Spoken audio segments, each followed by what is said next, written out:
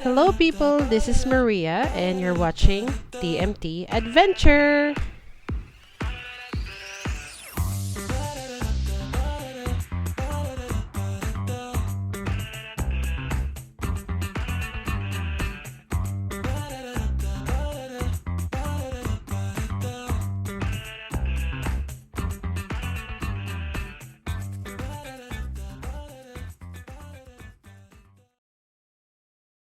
Hi, guys. Today, gagawa po tayo ng Indian tea.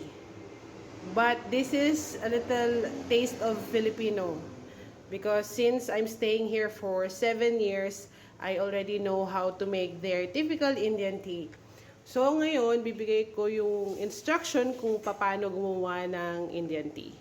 First, we need to boil water, which is 1 cup of water.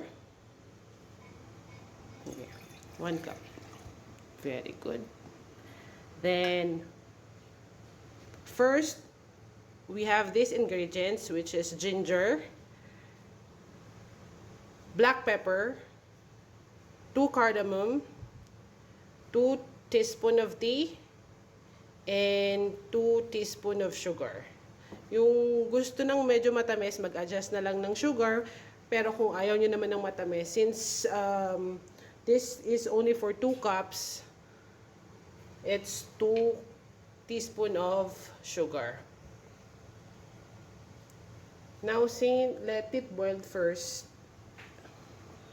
So, ngayon, didagdakin natin yung ginger. So, ginger. Put the ginger now, Choti.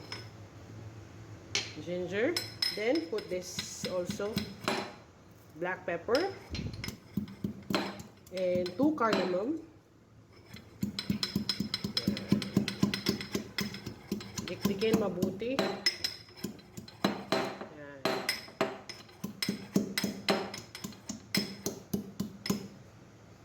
No, nadigdik mo na ng maigi. Let's see. Let's see. Okay, so after yan, nalagay na natin doon habang hinihintay natin kumulo yung tubig. Sabay yan na pakukuluin. Put na.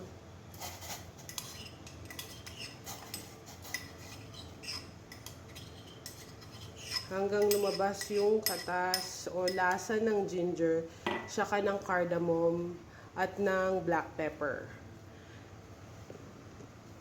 Hintay natin kumulo yung tubig kasama ng ingredients. You can already put the sugar for that so it will be melted also. Para ma-melt siya, sama mo na rin yung sugar. Very good.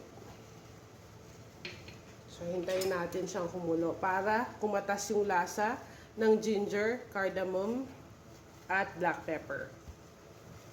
Maraming benefits ang Indian tea. Actually, binibigay ito pag may ubo, sipon, saka pampataas to ng immunity booster.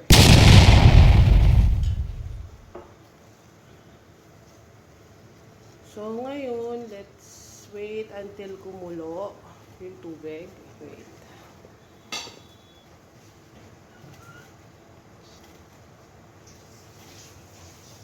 Ngayon, kumukulo na siya. Ilagay na rin natin yung gatas.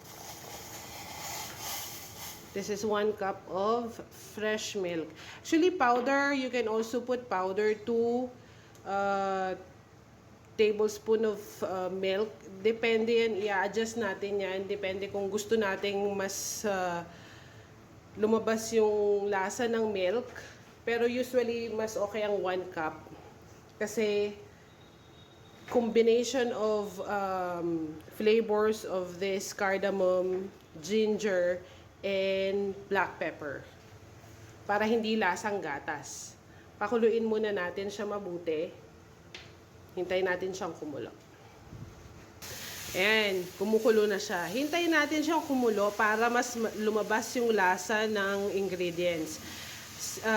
Now, after kumukulo na siya ilalagay na natin yung tea. Ayan. 2 teaspoon of tea. Haluin mo. Haluin mo ito siya. Yan, very good.